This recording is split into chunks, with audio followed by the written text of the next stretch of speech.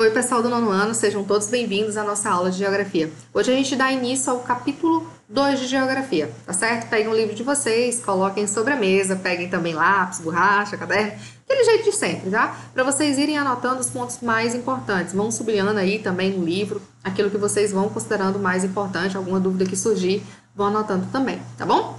A gente dá início hoje à busca da identidade europeia. O que caracteriza a identidade de um povo? Como é que aquele povo se reconhece?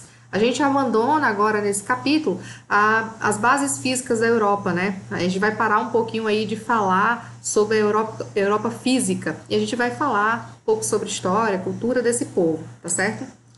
A Europa como um todo, pessoal, a gente pouco ouve falar que a Europa tem conflitos separatistas dentro dela.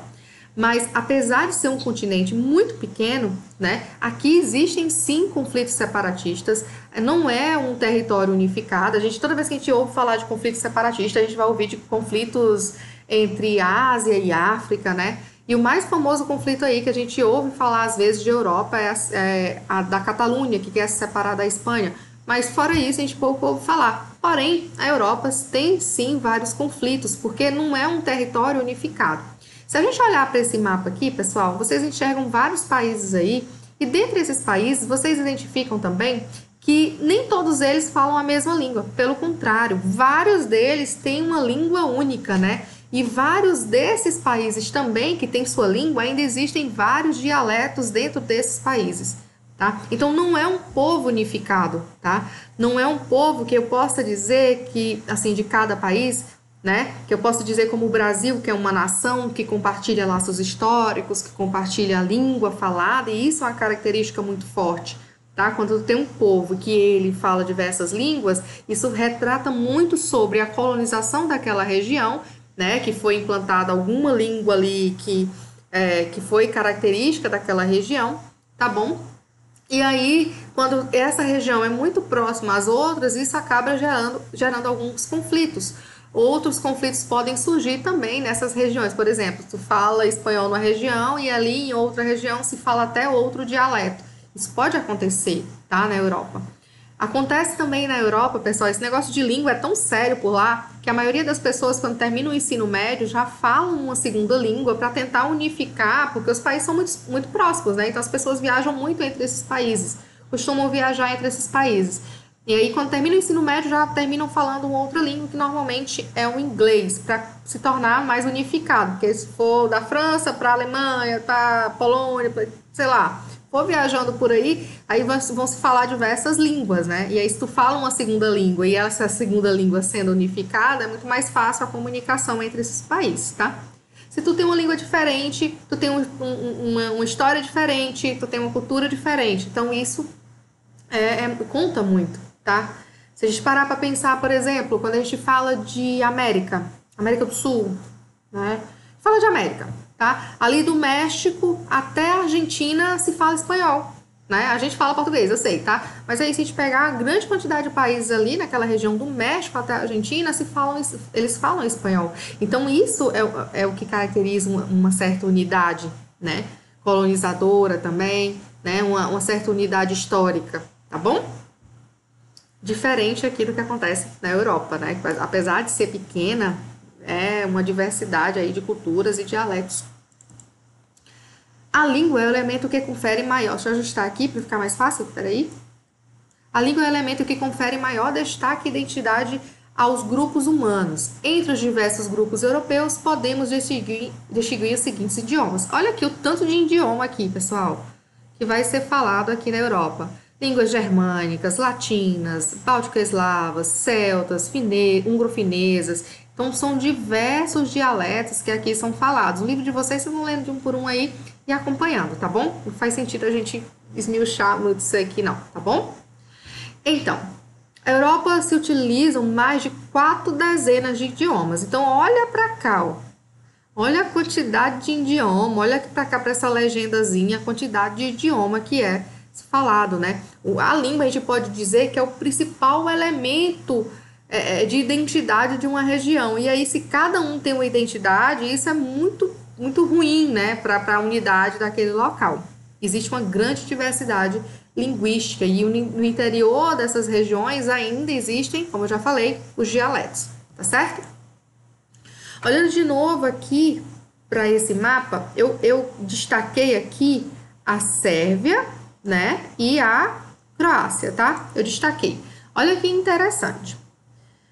Eles podem, né, um entende o outro. O dialeto, a fala, a língua, de certa forma, é a mesma. Então, quando um fala, o outro entende. O pessoal da Sérvia entende o pessoal da Croácia entende o pessoal da Sérvia. Só que, olha que interessante, o alfabeto deles é diferente. Então, eles entendem quando é falado, mas escrito, né, para ler é diferente. Então, o alfabeto, para você ter noção da diversidade que é a Europa. Você entende quando fala, mas você não entende a escrita, porque o alfabeto é diferente, tá certo? Essa região, pessoal, deixa eu ajustar mais uma vez aqui. Essa região aqui, que a gente conhece como Bacia Balcânica, né, dos Balcãs, essa região aqui, a gente diz que é um imenso barril de pólvora, né, porque tem várias culturas, vários povos, vários dialetos, várias nações, e cada uma querendo se tornar independente e o país sem querer deixar. Então, isso aqui, pessoal, é um barril de pólvora, que a qualquer momento pode estourar uma guerra, né, entre essas regiões aqui.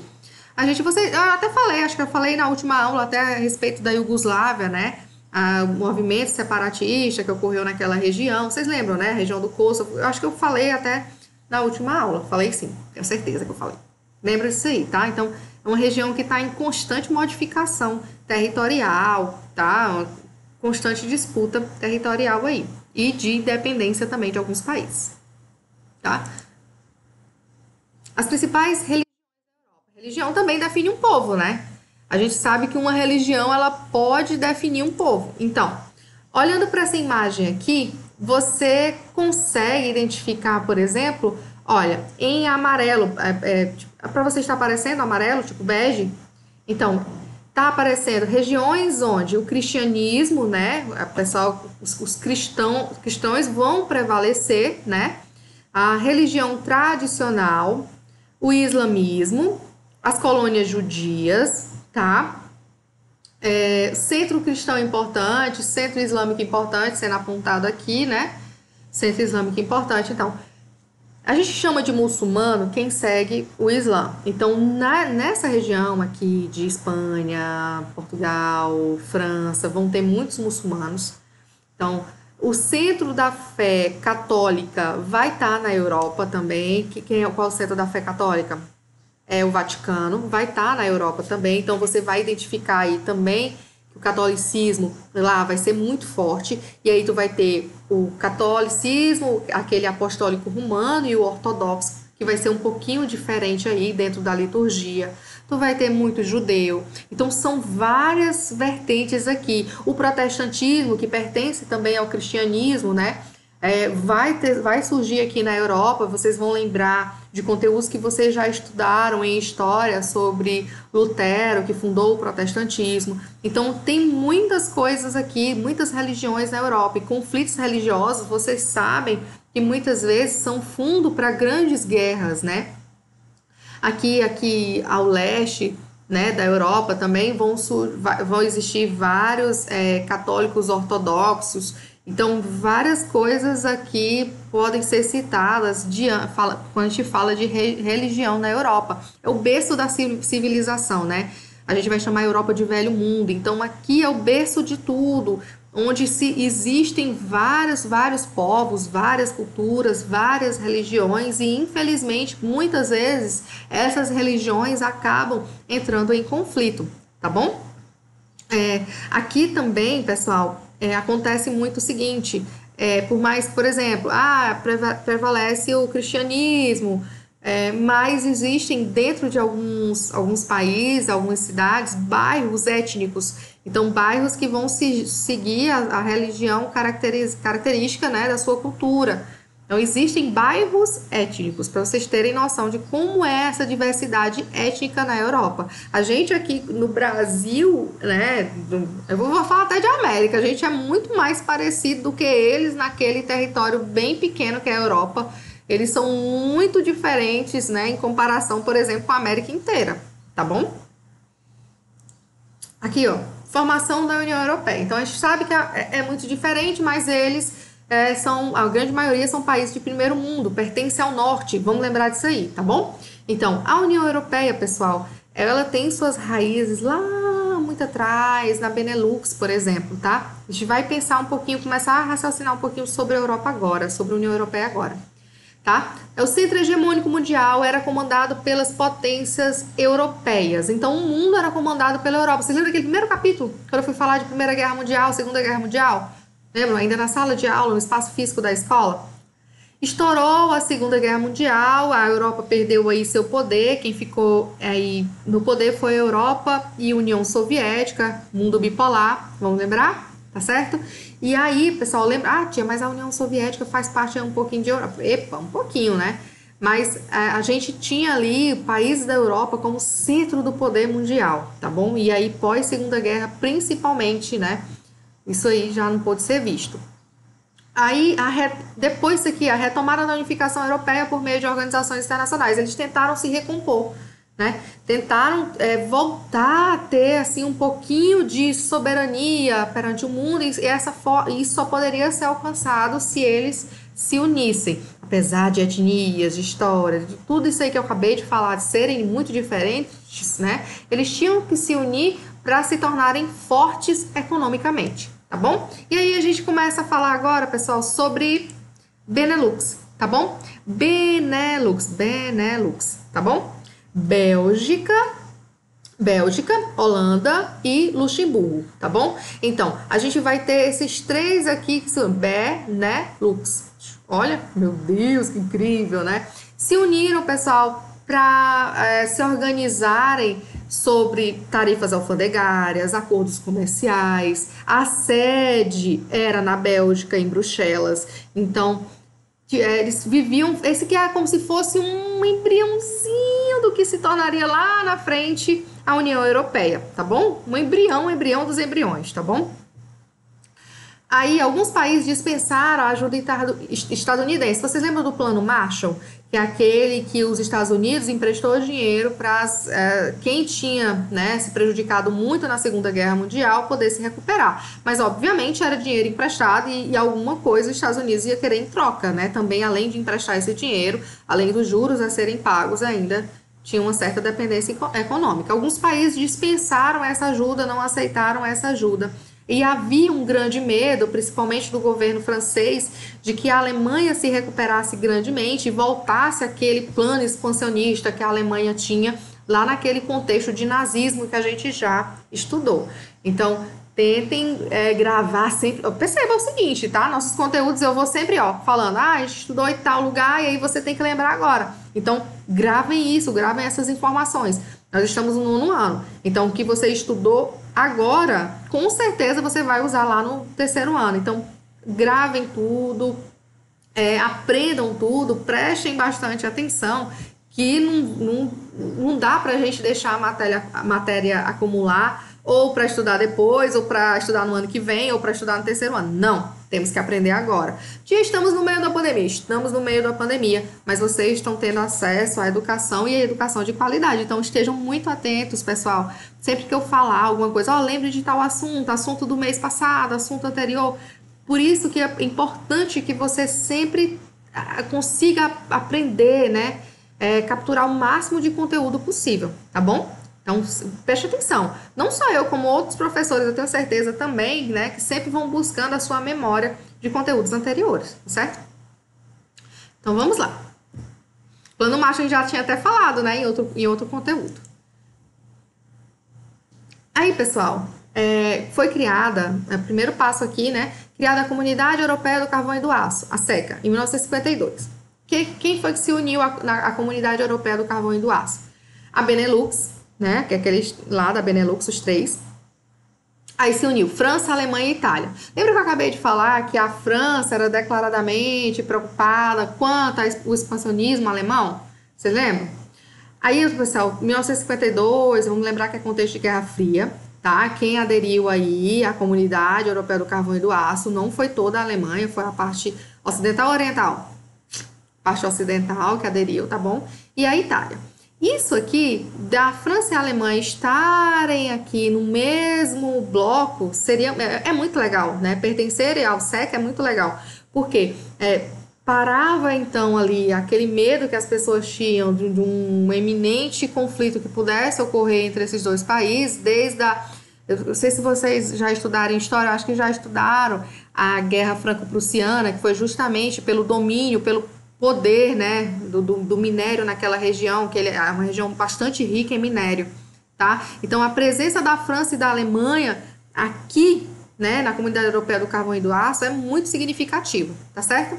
A produção e distribuição do carvão e do aço, ela ficou acordada aqui entre esses países que faziam parte da SECA, tá bom? E contribuiu para a construção do que se tornaria a União Europeia. Então, é embrião da União Europeia também, tá certo? Esses aqui, pessoal, são países que formavam a SECA em 1952 e a Europa dos Seis em 1957, tá? Então, sempre foram aderindo vários outros países, né? Europa dos Seis, os países que estavam acordados e emergentes naquela situação aí. Eles formaram, pessoal, o Mercado Comum Europeu. Vocês devem ter visto aí no livro de vocês MCE, tá? MCE, Mercado Comum Europeu. Também acordavam aí sobre impostos, sobre tarifas alfandegárias, sobre comércio, sobre intercâmbio de mão de obra. Se tu tinha uma pessoa que sabia trabalhar com determinada função nesse país, esse intercâmbio de mão de obra, ele acontecia muito entre esses países, tá? E aí tu pega países da SECA e países e a Europa dos Seis, né? Tu junta todo mundo aí, tu tem a Europa dos 12. Pessoal, Europa dos 9, Europa dos 12, Europa dos 25. Vocês vão ver aí no livro de vocês várias vezes a Europa, né, sempre aderindo mais países aí a esse bloco que viria a se tornar futuramente a União Europeia, tá bom? E fundaram também, pessoal, vocês vão ver no livro de vocês que fundaram a CEE, né? A CEE, Comunidade Econômica Europeia, que também, mais uma vez, viria, né, a se tornar lá na frente a União Europeia. O que eu tô falando? Benelux, Mercado Comum Europeu, Comunidade Econômica Europeia, Europa dos 6, Europa do 9, Europa dos 12, Europa dos 25. O que é isso aqui? Tudo isso que eu tô falando foi base para a formação da União Europeia. Não foi do nada, pá, todo mundo tá lá junto e agora é a União Europeia, né? Então foram aos poucos, alguns países foram aderindo aos poucos até chegar nessa conformação que é atualmente, tá bom? Então eu comecei falando de Benelux, depois eu falei de Mercado Comum Europeu, depois agora eu falei de Comunidade Econômica Europeia, tá bom? Então vão gravando isso aí, tá certo? Falei da SECA, né? Falei da SECA também, então gravem tudo isso aí. Isso aqui é o símbolo, né? Essa imagem está aqui para representar a União Europeia. No Tratado de Maastricht, pessoal, eles resolveram unificar, né? Fizeram lá também um acordo, né? Que viria a ser, né? Se tornar a União Europeia, tá certo? Eles começaram a acordar aqui a circulação de mercadorias e pessoas. E também quem faz parte da União Europeia passou a aderir a uma moeda única, chamada de euro, tá bom? Todos os países que fazem parte da União Europeia usam o euro? Não, né? A princípio aí aderiram 17 países, depois foram aderindo mais, alguns foram saindo, outros entrando, mas nem todo mundo, se cair na prova, todos aderiram ao euro? Não aderiu, nem todos, tá bom? Aí o Tratado de Nice. Aqui no Tratado de Nice, pessoal, eles fizeram um tratado de adesão. No Tratado de Nice, eles fizeram... Olha a prestação. Lá no Tratado de Nice, eles queriam ampliar, né, a área de abrangência da União Europeia. E aí eles fizeram um tratado de adesão que incorporou mais 10 países à União Europeia. Acho que foi em 2003, por exemplo, a Turquia tentou aderir, 2013 de novo, e a Turquia nunca é aceita na União Europeia, coitada. Ela sempre tenta aderir, né, à União Europeia, nunca consegue, porque você tem que se candidatar, não é só eu quero fazer parte e faz parte, né? existe uma candidatura, uma análise, porque esse país que vai aderir à União Europeia tem que ser um país que venha cumprir as regras da União Europeia, tem que ser um país forte economicamente, suficientemente forte para fazer parte da União Europeia. Porque não faz sentido você fazer acordo com um país que corre o risco, né, de levar à ruptura, ou à quebra, ou à crise na União Europeia, né? Nesse mapa aqui você está vendo a União Europeia, Estados membros, eles estão nessa corzinha bege, né? Potenciais candidatos, não são candidatos ainda. Aqui, olha, a pobre da Turquia aparecendo como candidata, né? Interina sempre, né? E requerente, já está pedindo para fazer parte também aqui, tá bom? Então, você olhando para esse mapa, você entende. Eu até ampliei, cresci aqui um pouquinho essa legenda para a gente poder enxergar melhor. Então, pessoal, agora a gente vai estudar a crise na zona do euro, crise de 2008. Vocês lembram aí que nesse contexto de 2008, né, nessa época, estava tendo uma grande crise nos Estados Unidos, o mercado imobiliário, que levou à quebra dos bancos e por aí vai. Vocês lembram disso, não lembram?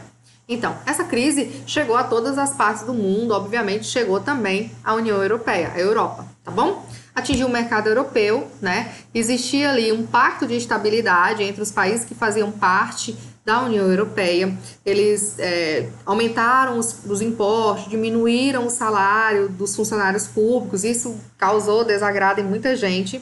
A Grécia não conseguiu cumprir o pacto e realizou gastos excessivos, então gastou mais do que poderia.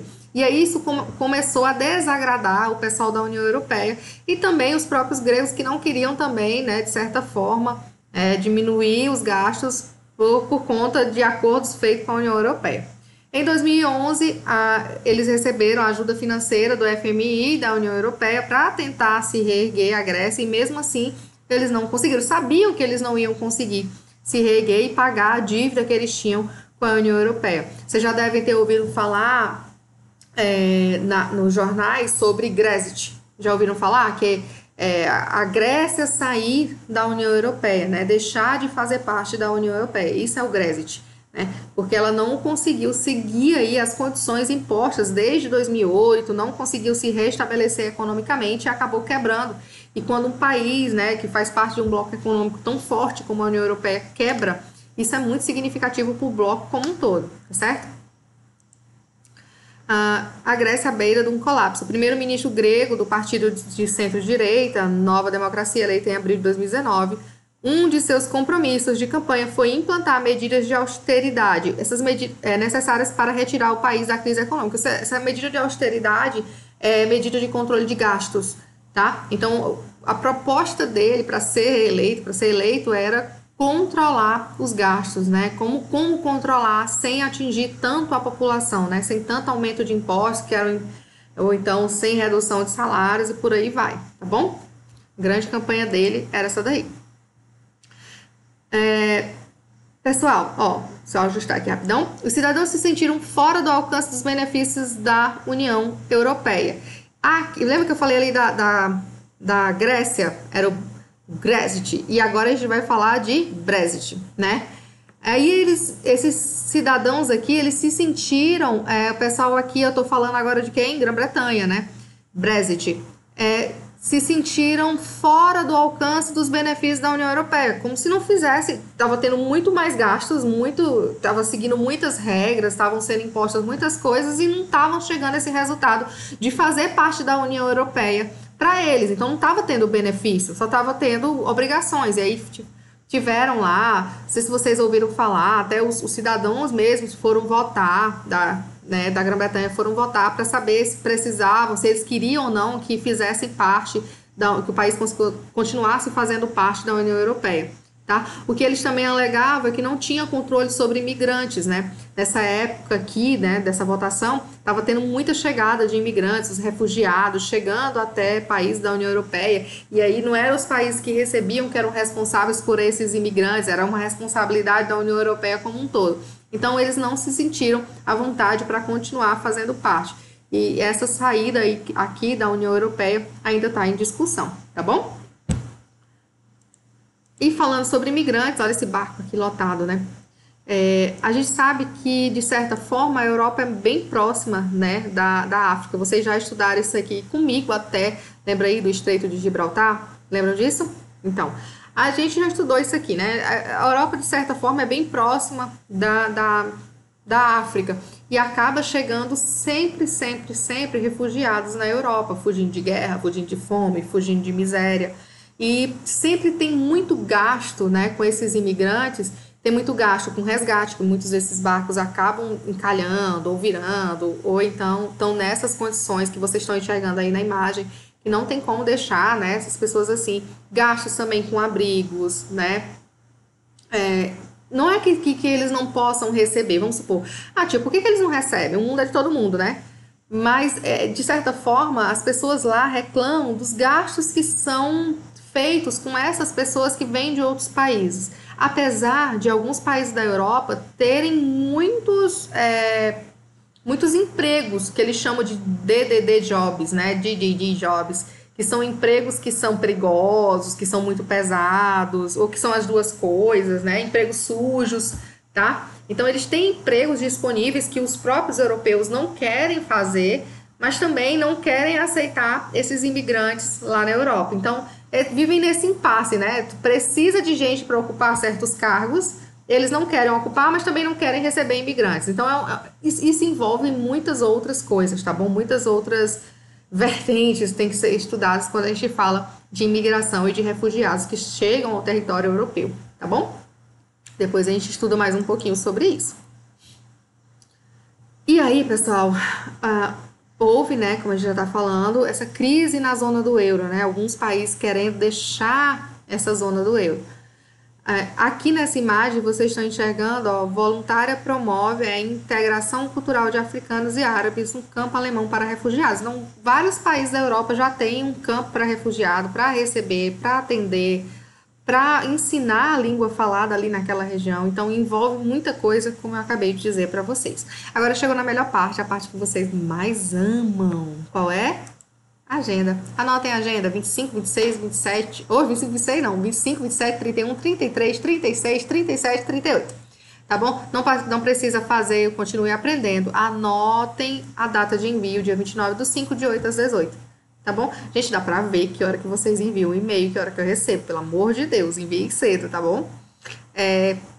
Agora a gente se encontra lá no plural, pessoal. Alguma dúvida que vocês tenham tido, né, sobre o conteúdo, e também eu quero encontrar vocês lá para a gente fazer a correção do capítulo 1, tá? Estejam preparados para isso. Espero vocês lá no plural. Então, beijo, beijo, tchau, tchau.